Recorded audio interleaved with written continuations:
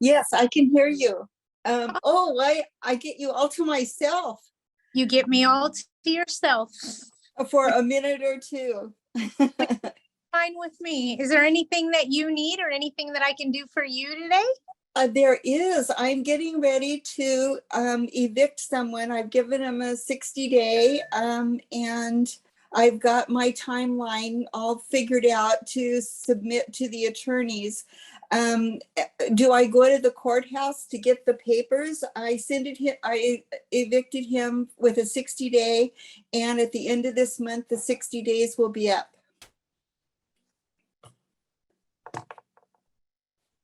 So I don't know what to do now. What city is it in? I'm in Bellflower, which is an incorporated city in Los Angeles County. Did you also send the 60-day notice to the entity that governs you? No, we don't have an entity except the county. Did you also send a copy of the notice to the entity that I don't think we're. Then you are governed by. For your notice to be valid, you have to. We have to send it to the county? Absolutely. Within to whom? 3 days of you serving the LAHD, Los Angeles Housing Department. I thought that was only for the unincorporated cities. No, it is all of LA County. You are now governed by rent control. So if you are trying to serve a notice to terminate tenancy, hi Victor, in LA County, someone governs you. If it's not LARSO, then it's DCBA. Not DCBA, then it's LAHD. And in order for you to serve a notice, you must serve the entity that governs you within 3 days of you serving the tenant. If you don't, then your notice is invalid. Okay, well, that's bad news. Hey, found out now and not when you were at trial. That's when most people are going to find out about the new laws, when they're in trial and their case gets thrown out. Yes, that would be worse news. Yeah. So at least you're hearing about this now. Okay. Okay. Also, Patty, can you repeat that? Because it was like I had a really bad connection. I know, I heard it too. So let me move. Maybe it's me. Hang on. We're going to do some moving here. What I am telling you is if you have a property in LA County, even a single family residence, you are not free from the bureaucracy in that county. If you want to terminate tenancy in LA, and I'll give you a city that's incorporated as a great example. I have a house in the city of Torrance, single family residence, exempt from the TPA. I'm not covered by LARSO. I'm incorporated in the city of Torrance, so I'm not governed by the DCBA, but I am governed by LAHD. So if I want to serve a 3-day notice to my tenant, I have to serve it to LAHD within, if you're a city that governs you, and you are governed by someone. If you are in LA County, you can run, but you can't hide. They're gonna find you.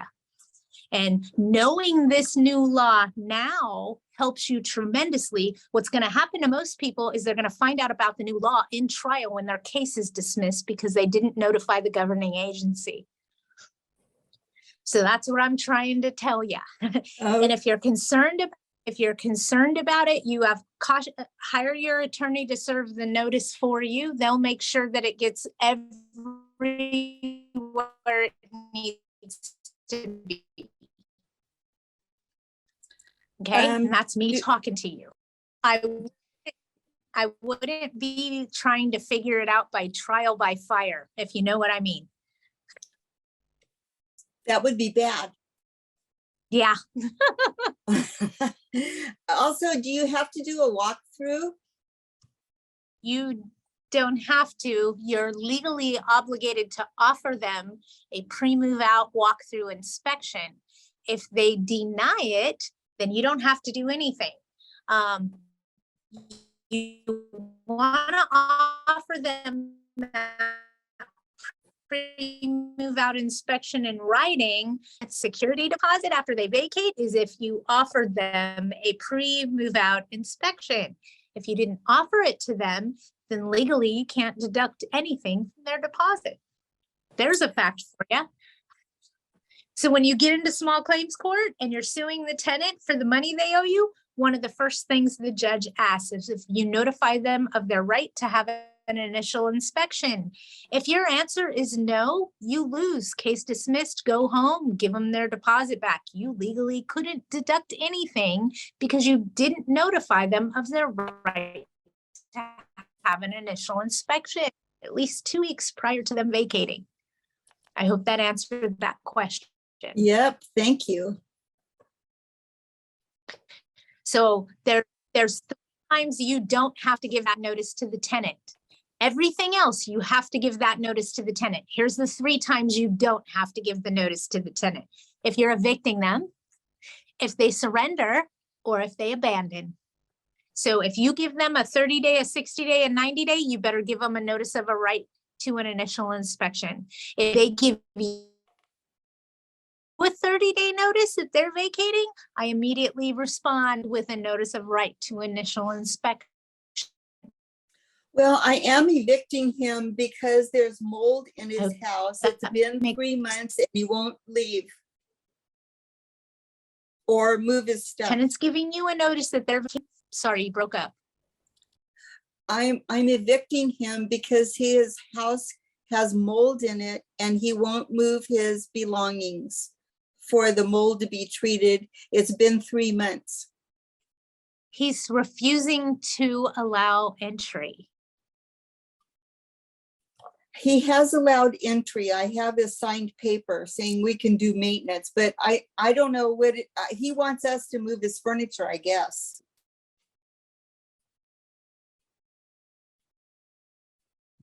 Does he have renter's insurance? Nope. I don't want to jump into the middle of that fire. What a mess. Hi, Patty. What is the CPI for Long Beach? I'm trying to figure out how much we can increase the rent for non-rent controlled properties for month-to-month tenants. And you're breaking up. We can't hear you well. I'm sorry. I bought a new phone, but I'm scared to implement it yet, because I don't want to lose all of my Zoom meetings. You know how when you transfer a phone, sometimes you're using phone until the weekend. Okay, I know, I'm sorry. I'm trying to do something about it. I bought a new phone. It's ready to be implemented and activated, but I wanted to try to do today's meeting before I messed it up with technology. Lucky me.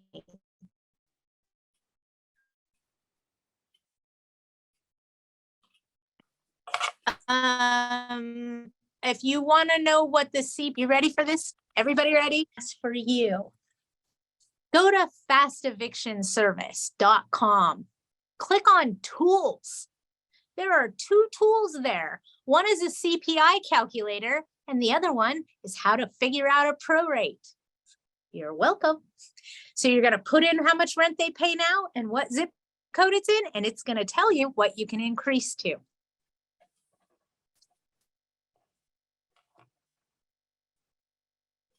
Fast eviction service,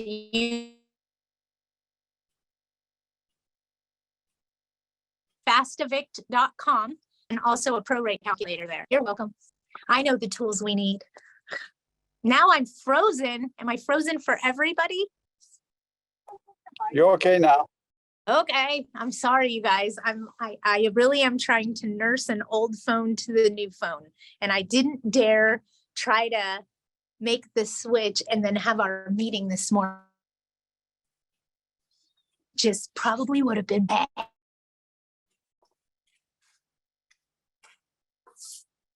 Do it. Fast happens to be the law firm, always me. A lot of people don't understand. I actually work at a law firm. Patty, the 2 weeks pre-inspection notice, this is for all over the state of California, or is it city by city, please? State of California. It's part of California Civil Code 1950.5. Thank you.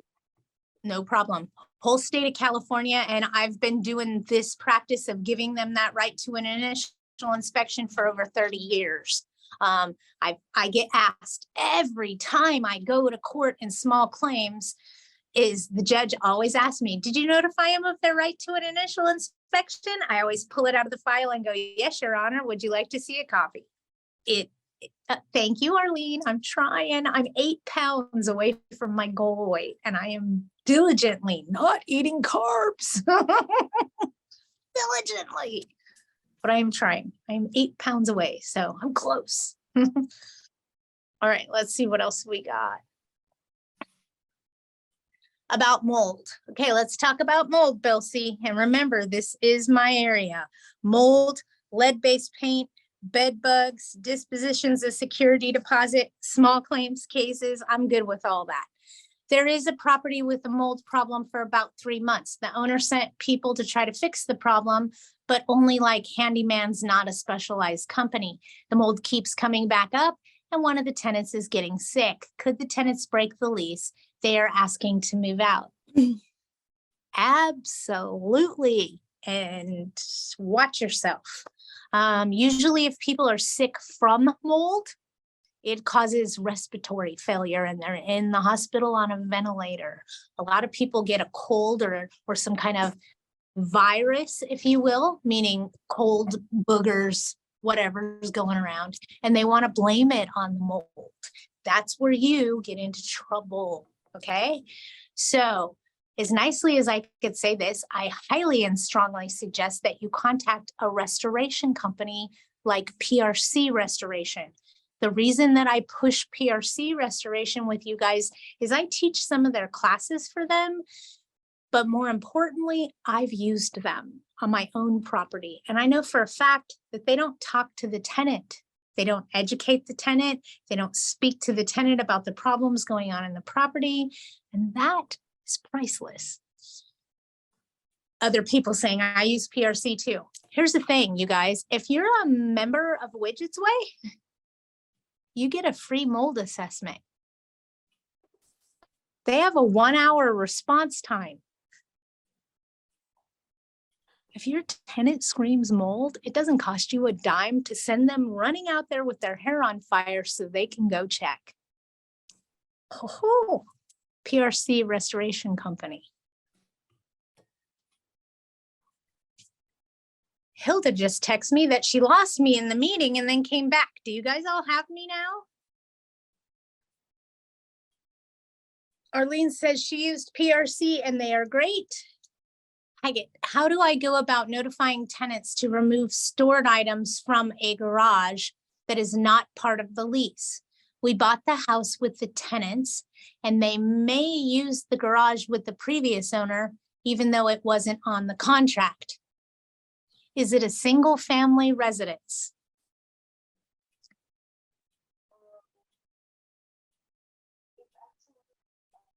I know I have weird questions, but is it a single family residence? If it is a single family residence and the lease does not disclose that the garage is not included, then it is.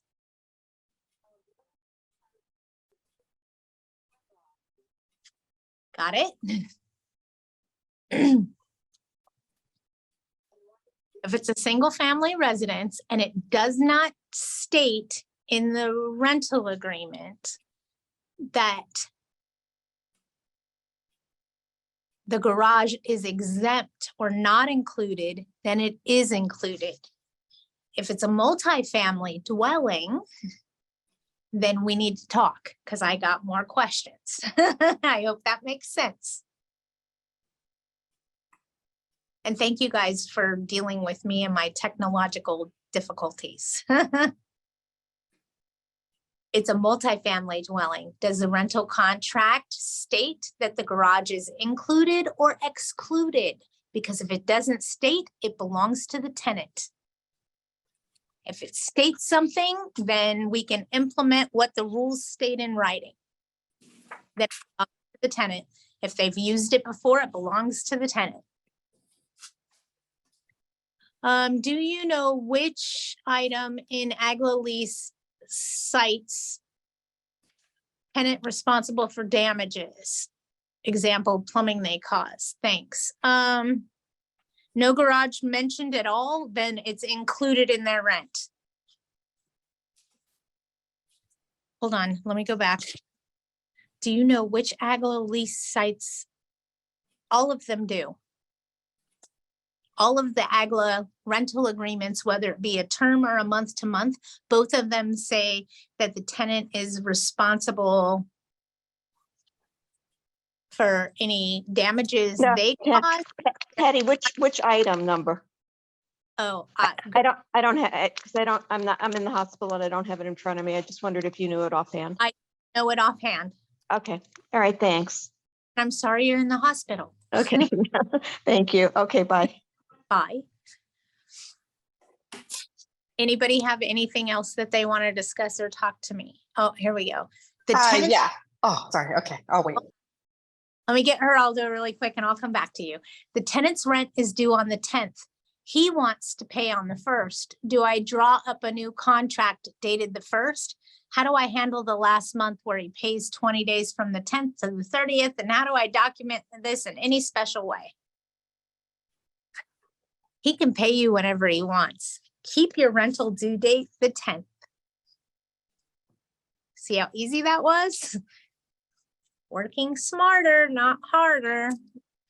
If the tenant wants to pay you, then you have to do a prorated amount, just like you would if they were moving in. So if it was due on the 10th, that means they owe you 20 days additional rent if they want their rent due on the 1st. I hope that helped. And somebody had a question, so unmute yourself and let's go. What do you got? Hi, Patty, it's Lorena. I actually have two questions. My first question is, City of Los Angeles, there's no rent raises right now, right?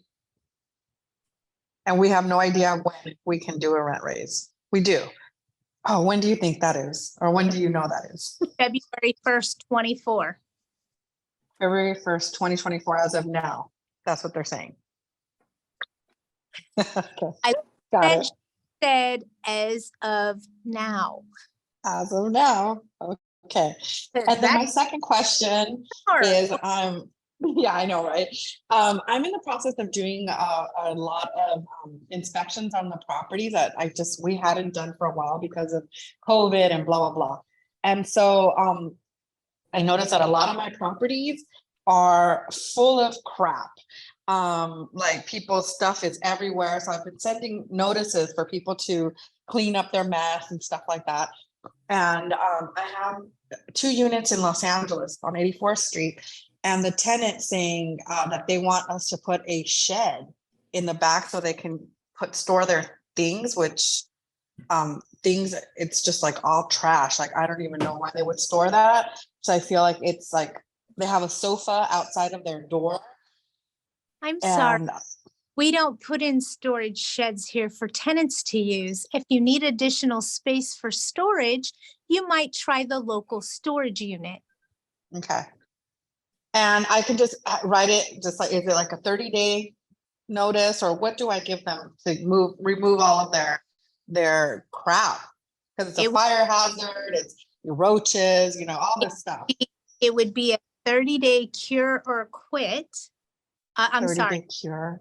3-day cure or quit, but because it's City of LA, you need to do a 30-day cure or quit. And use words like cleanliness, clutter, trash and debris, pack rat. You can use all those words. Okay. Right. Just Do not not- hoarding because I'm not a, I'm not a doctor. Yeah. Got it. Okay. Thank you, Patty. No, thank you, I- because who you learned that from.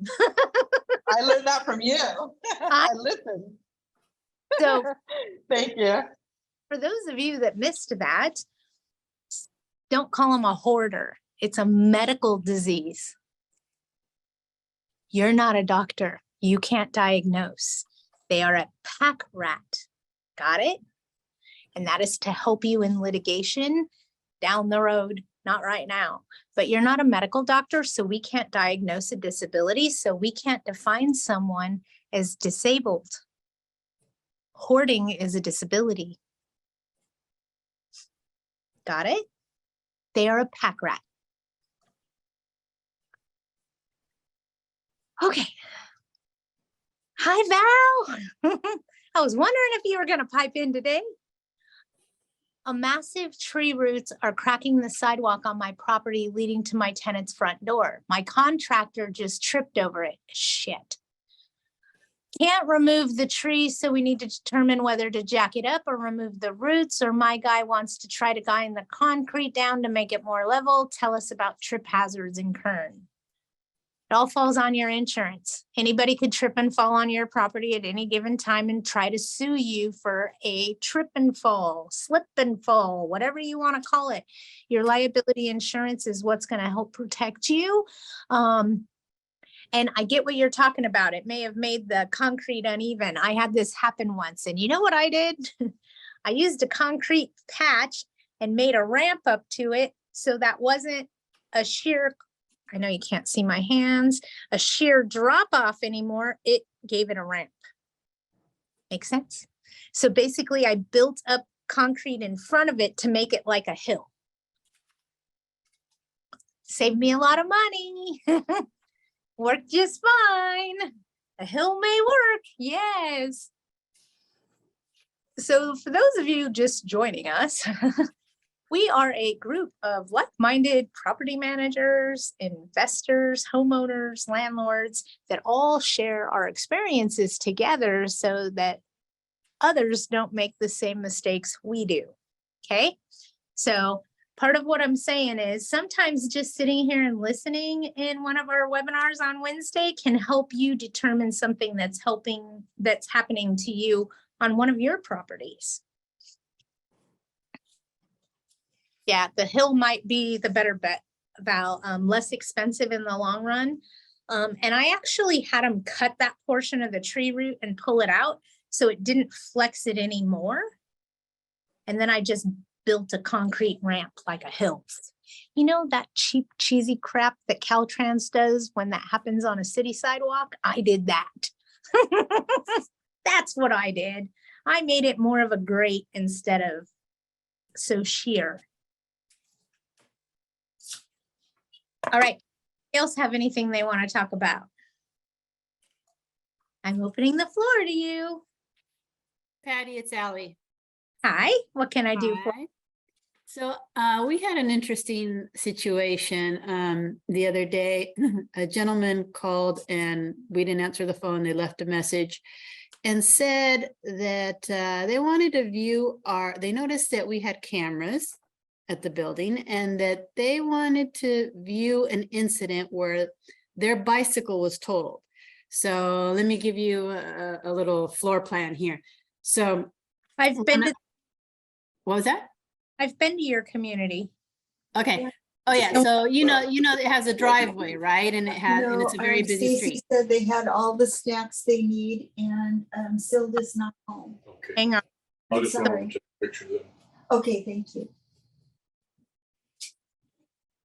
I fixed it. Okay, go ahead. All right. So apparently one of our tenants was going out and from what the message he left, I'm assuming our tenant hit him and that's how the bike got totaled or whatever. So a manager calls me and he says, boss, what do you want me to do?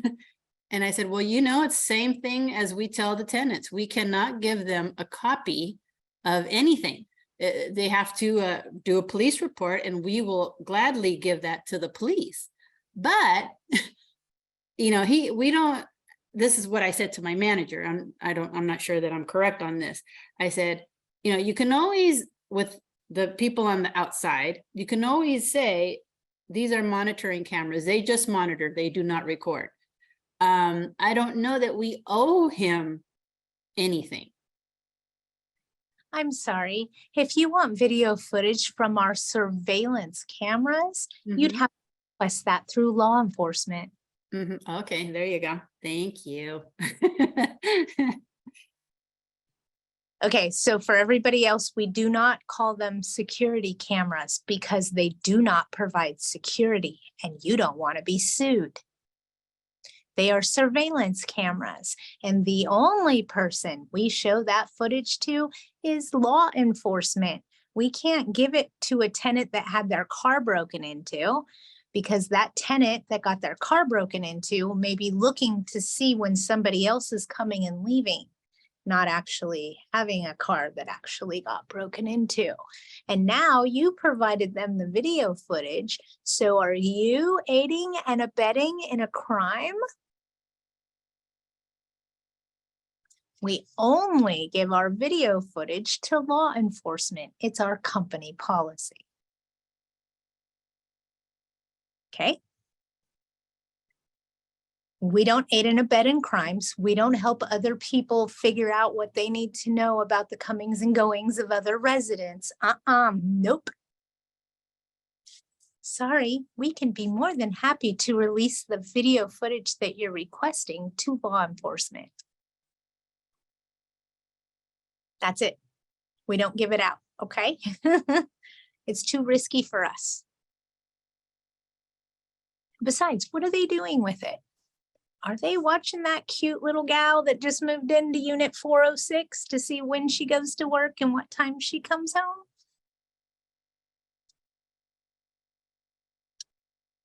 Humans in general are really horrible people sometimes. You don't want to get sucked into helping them do something that's not right.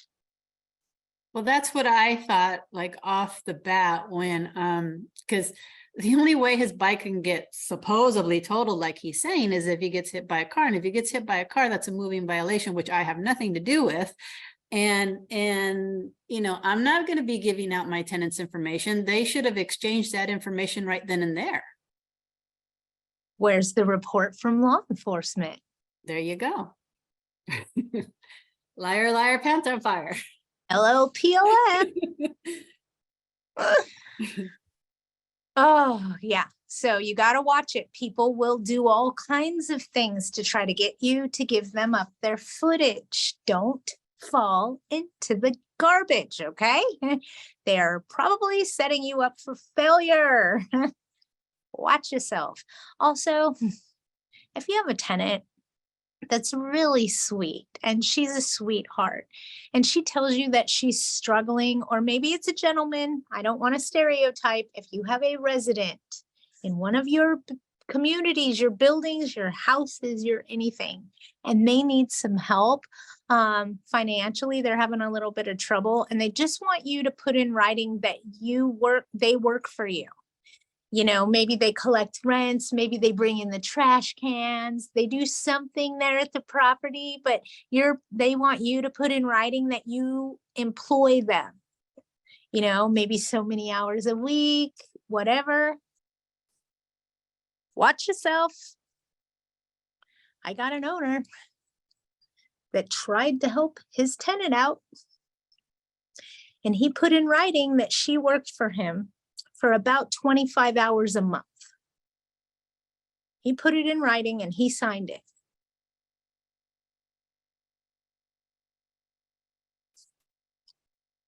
She then filed a grievance with the labor board saying that she wasn't being paid fair wages. She sued him using his own letter against him. And what does he say to the judge? I just wrote that to try to help her out. Oh, so you put a lie in writing to try to help the tenant, and look how it helped her.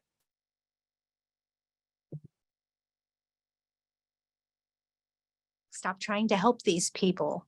Chances are they're hurting you, not helping you.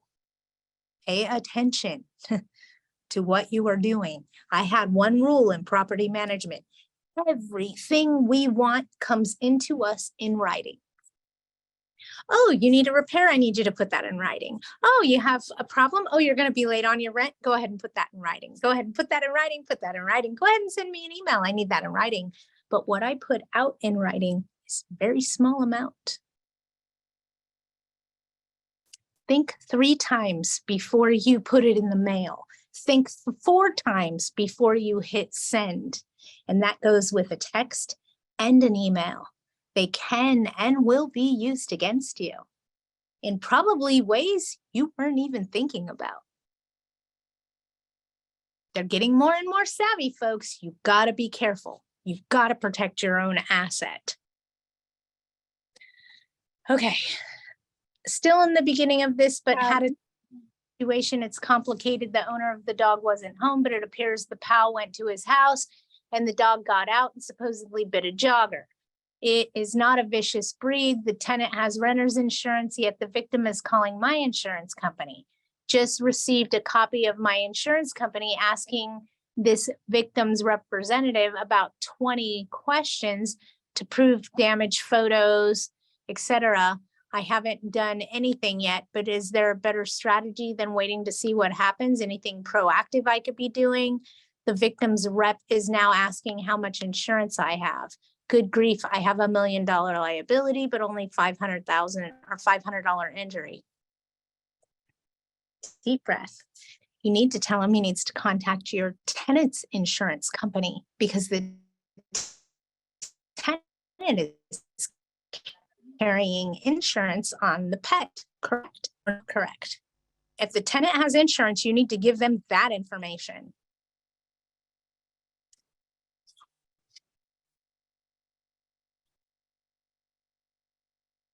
Okay, Val? I don't know where you went. Is my phone being bad again? Okay, gotcha, Val. Patty, the property with the garage issue is a multifamily. Can we request to empty the garage in this case? No, it comes with more questions. When you ask me a question and you want a specific answer, it comes with a whole bunch of questions so that I can find that specific answer just for you. So my next question becomes, does every apartment unit within the multifamily community have a garage? There's a reason I'm asking. Yes. Oh, so wait a minute. You're trying to take away one tenant's garage and leave everybody else with theirs? You're trying to take away all residences' garages. Let me ask you another question. Are you going to turn these garages into ADU units, or are you re-renting these garages to other people on commercial notices rather than residential dwellings? ADUs. Okay. So you want them all to move out of their garages. Are you ready for this? Are you sitting down?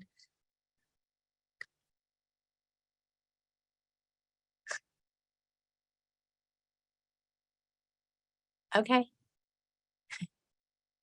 If they rent an apartment from you and they're storing items in the garage, and now you want to take, and are they living in the garages? Okay, good. If they're currently renting, I see what you want to do now. This helped me tremendously. So you have, and let me just throw some numbers out, and I could be wrong, but I'm probably in the neighborhood. You have a 12-unit apartment complex, and all 12 apartment units also have garages. You now want to remove the garages from those 12 units and turn them into ADUs. Is that correct? And it could be 24 units. It could be 8 units. I'm just throwing numbers out there. Do I have it correct? You want to turn them all into ADUs and remove the garages from all of your residents. You want to just do that to 2 or 3 units? That's where you get into trouble. If you If you have 2 or 3 units that you're doing this with and you're not doing it for everybody, it could be considered discrimination. Okay, so why are you asking those people to turn in their garages and not everyone else? Why those people? Is it because of the location of their garage? Or is it because they're jerks? It's 2 units, multifamily. Gotcha. And you want to remove both the garages from the units. So now you have to do a reduction in rent. Wait, Patty, what? Yeah, that's how that works. If you're reducing services, you have to reduce the rent. Can you hear me, Patty? So you're probably going to have to do a 30-day notice of change of terms of tenancy, telling them to remove the garages. And then you're probably going to have to tell them, now that you're no longer renting the garage here, your rent will go down by $250 a month.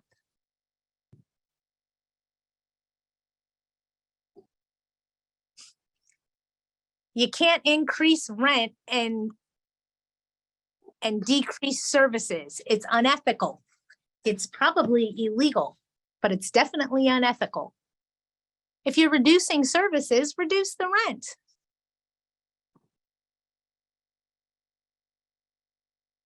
Show me where it says that the garage is excluded from the rental contract.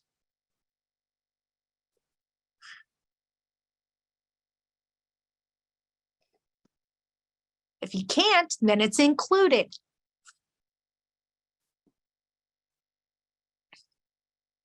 I know you don't like the answers I'm giving you, and I'm sorry, but if you're going to take away their garages, you got to give them a rent credit. You gotta, yeah, you can call me later today. I'll be at the office until 5.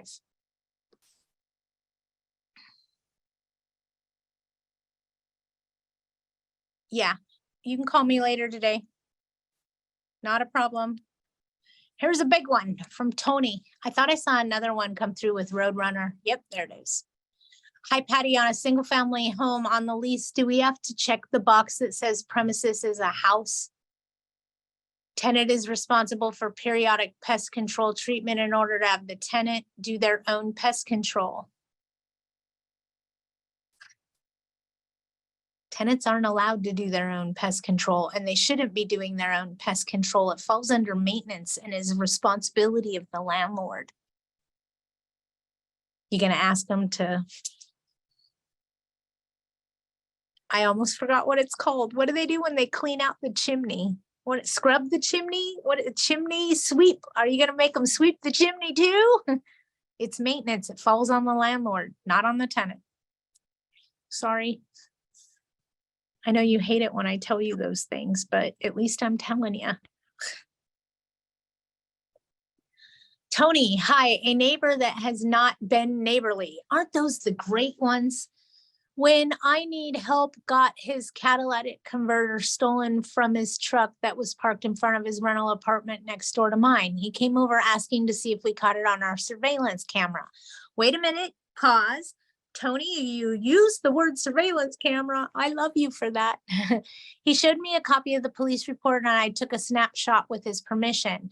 I asked for the date and time frame. We found it. We copied it onto his flash drive, and that was the end of that. I usually don't get involved, but he provided it to him regardless of his attitude of not wanting to help me with his handyman services when I have no one that can be there. I hear you, Tony. I gotcha. Jerk. So if they have roaches, then we need to get the house sprayed. Yep. But you're missing a big part, Roadrunner team. Whenever a resident tells you that they have need for an exterminator, and this is right out of Patty's bag of tricks.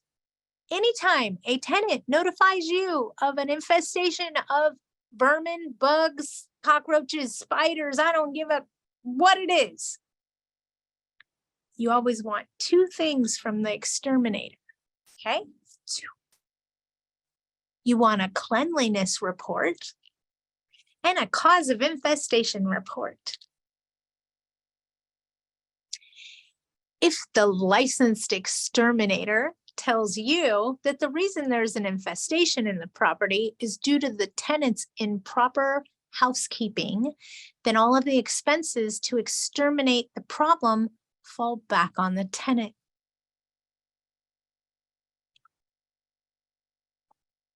Okay?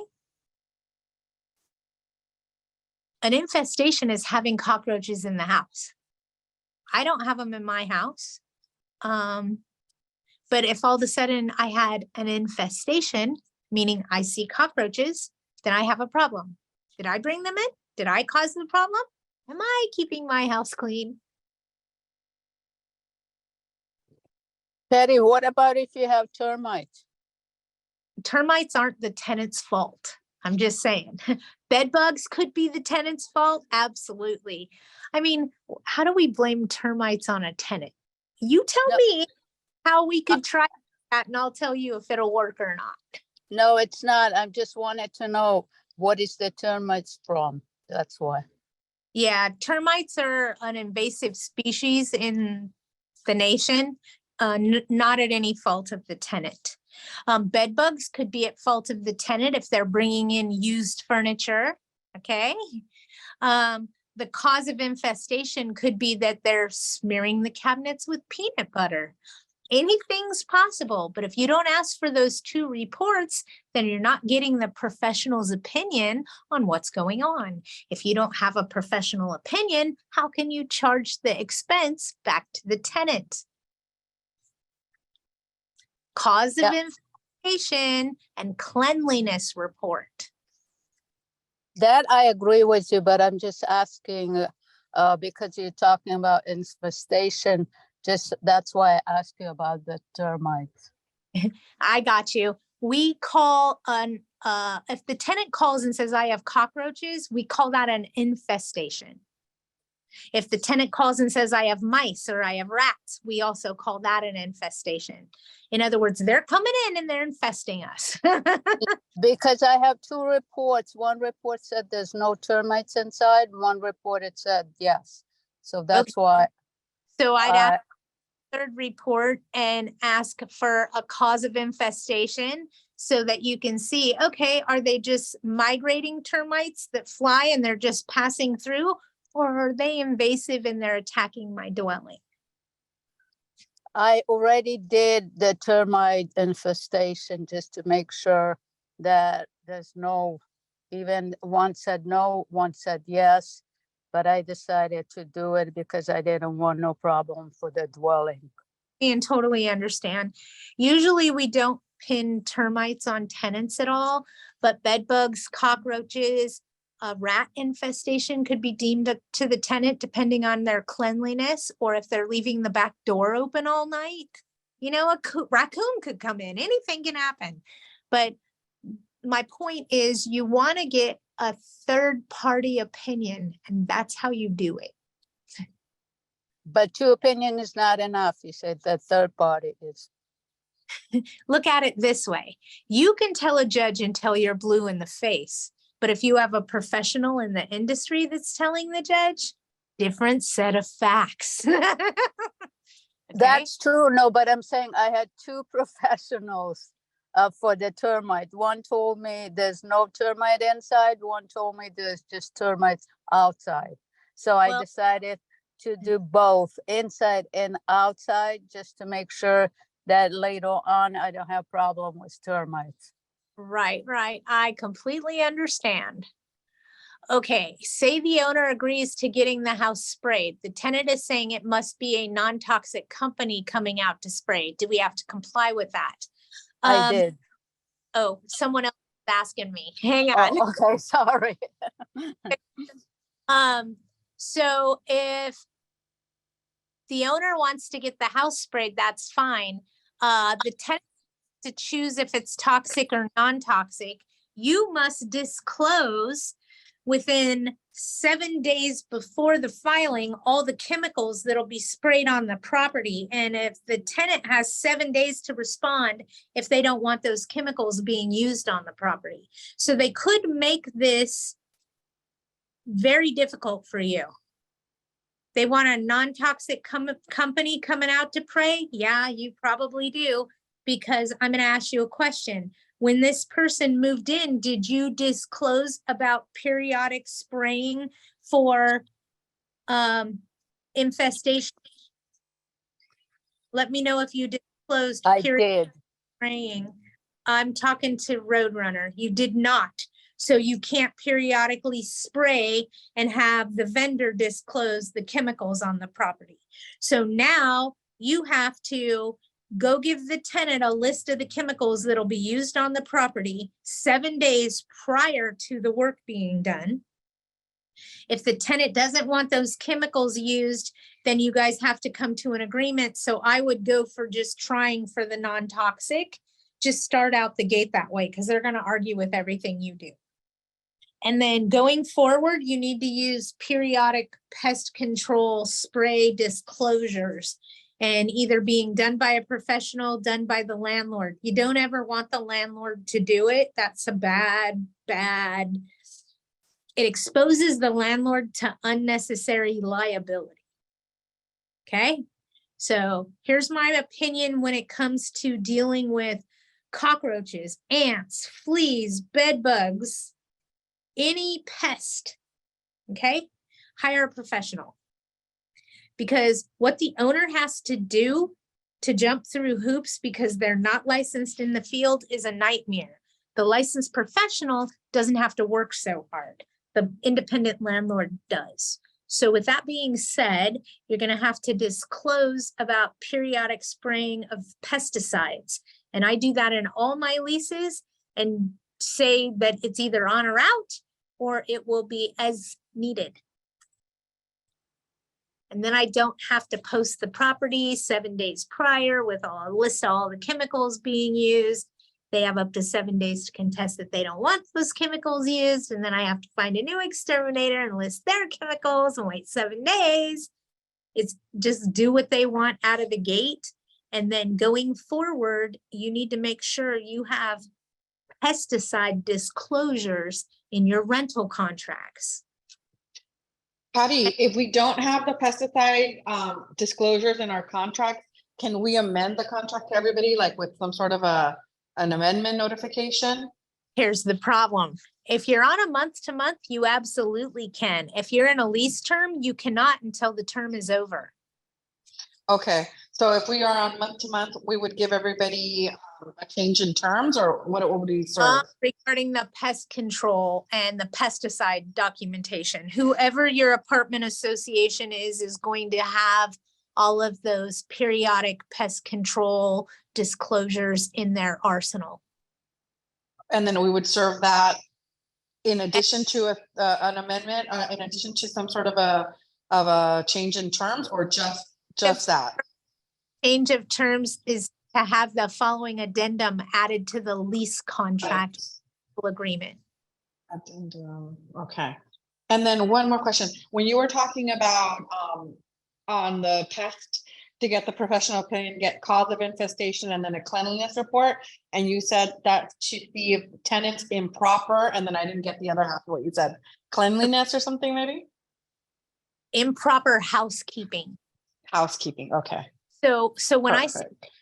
this report, what I'm really saying in simple English is my tenant a filthy pig? Yeah, exactly, which is often the case. Well, it's the business professional way to say it. And then Right. the conversation, same thing. Is this just something random that happened? And I'll use a great example. Bed bugs, okay? I'd like a cause of infestation. So now the exterminator is in there asking, how do you think you got these? Because it's not you asking, they're probably going to spill their guts. Mm-hmm. Yeah. Oh, I restore old antique furniture. Bingo, you brought in the bed bugs. Yeah. Oh, how that worked. And now the exterminator is putting on his report that the tenant restores vintage furniture and probably brought them in that way. And now I can bill the whole expense back to my tenant because they caused it. If it said in there, no, we don't have a cause of infestation, the tenant's been to the movies, they haven't traveled recently on an airline or a train, they haven't been to a hotel, then I don't have a cause of infestation. I can't charge anybody. I'm paying the bill. See how that worked? It's Got that it. Thank you. simple. And I always ask, do you have a cleanliness report for me or a cause of infestation? And my exterminator always goes, God, Patty, they're pigs. Or whatever's going on there. But that's how you find out. Otherwise, they don't tell you. They're not forthcoming with the information we want. So that's how you get it out of them. Some of them will not put it in writing so that you know, and their reasoning is our insurance won't allow us to do that. They already know why. We're going to use it against the tenant in court and we're going to call them in as an expert witness. They know why, and some of them won't do it. You know what I say to that? Call a different exterminator. Remember, they work for you. Movie theater, public transportation, bed bugs, yuck. Yeah, movie theaters are one of the #1 places to get them. Movie theaters, airlines, used furniture, new furniture, moving vans. Want me to keep going? I'm going to Patty, start. can I ask you another question? Sorry to interrupt you. No, you can ask me whatever you want. What do you got? My question is, since I had exterminator done, so I asked them to leave for 8 hours. I give them a credit for that day. Do I have to give them a credit for more than one day or just for that day that they had to leave? Like Just- they had to leave for 8 hours, but I Just- give them a credit for whole day. Right. And that was very generous of you. Did I have to or I didn't have to? That's what my question is. I would have done it. I did it. I would have done it. So right, wrong, or indifferent, you did the right thing. Okay, thank you. Gotta remember, sometimes what we're looking for is a yes or no answer. Mm-hmm. Not gonna get a yes or no answer out of me. Okay. Story. I moved Okay. a tenant into a property right after I had it rehabbed. Okay. Mm-hmm. And the tenant moved in and they told me, Patty, it's been miserable. And mind you, this property happens to be in the high desert where it's hot. Okay. And it was Mhm. summer. It was August and the swamp cooler wasn't working. I found out that the previous tenant stole all the guts out of it and I had to replace it, which wasn't a problem, but she didn't have air conditioning for a month. A month. So what did you do? So I told her, as a courtesy, I am not charging you rent for the first 30 days you lived in the property. This is not a habitability issue in the city that we are in, but I am crediting you as a courtesy because I would be melting if I didn't have air conditioning. I know how inconvenient that is, and I'm doing everything I can to help protect you. Do you know that she still didn't have air conditioning for 4 more days after that and tells me, you owe me 4 more days of rent? You know what I told her? It's a courtesy, not a requirement. I don't owe you anything. Thank you. Okay, so right, wrong, and indifferent. I would have credited them, even if I didn't have to, for the inconvenience to avoid the lawsuit later. Sometimes I credit tenants just to avoid them causing me problems. Make sense? It does. I do the same thing. Okay, with that being said, I would have credited her too. Okay? Okay, I just wanted to ask your legal, If you have to, maybe not, but I would have. okay, thanks. It's an ethical question. Even ethical question is a good answer for me. Yeah. Thanks. above and beyond and do a little bit more than we should because we're trying to avoid the kickback or the lashback or the consequences, if you will. So sometimes we give just a little bit more than we should so that we're not dealing with the fight all the time. And I tend to be one of those people, but I pick and choose my battles. I really do. Me too, in some ways, but some ways you cannot. No, you're right. In some ways, your battle picks you. That's true. And sometimes you don't know how to get out of it. That's why you call me. Yes. Thank you. Really, I really appreciate it. Have a great day. It really was great speaking to you. Oh, thank you. Thank you. Geraldo, what are you talking about? This is ridiculous. I don't want to rent out my units anymore. It's too complicated now. Geraldo, just get in an area where you're familiar with the rules and you're comfortable with it. And I get it. You're probably in LA County, and right now it's a shit show. There's all kinds of stuff going on. The courts are actually running faster in LA County now, but the sheriff is inundated. So they're still feeling the effects of that tidal wave that came through. Courts are going faster. Sheriff in LA County, not so much. I did a lockout recently, last month, for a client in Gardena. 85 days to lock out. 85 days to lock out. And I knew it was coming. I kept saying there's going to be a tidal wave of evictions. But what I didn't tell you guys is that a tidal wave of lockouts comes with that. Okay. So the courts are picking up. They're on a faster speed now. We're seeing a quicker turnaround coming out of LA County now. So we don't have the great court slowdown is not happening. Okay. We're picking that. That's rocking and rolling now.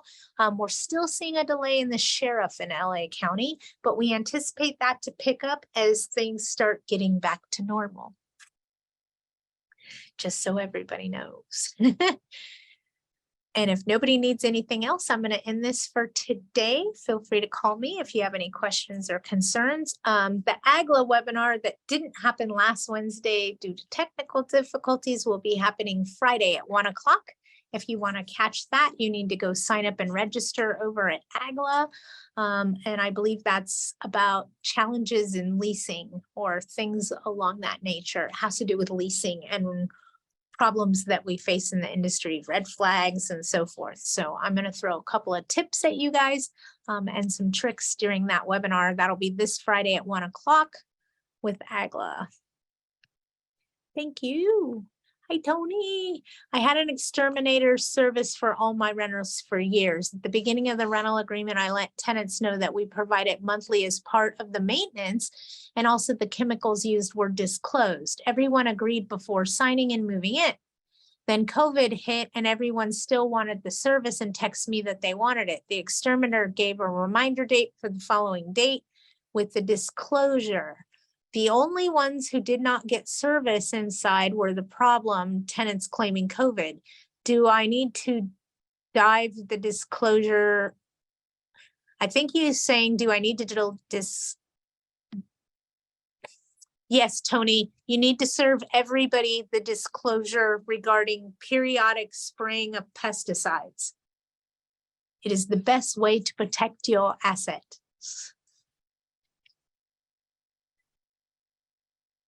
And if nobody else has a question, I'm going to get off of here and call this a day. Thanks, Patty. No problem. Have a great day. You too. Hello, have you heard of, what did I just see? I missed it. Sorry.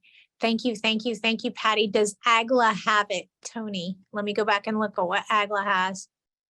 They should have it. It's a disclosure regarding periodic spraying of pesticides by either the landlord or by an exterminator company. So there's a couple of different ones out there. AGLA should have it. If they don't have it, Tony, you know what to do. All right, you guys have a great week. and a wonderful weekend. Hope everybody stays safe. I'm going fishing. All right. Have a great weekend. If you need anything over the weekend, don't call me. Wait till Monday. Okay. I'm going fishing. Bye, everybody.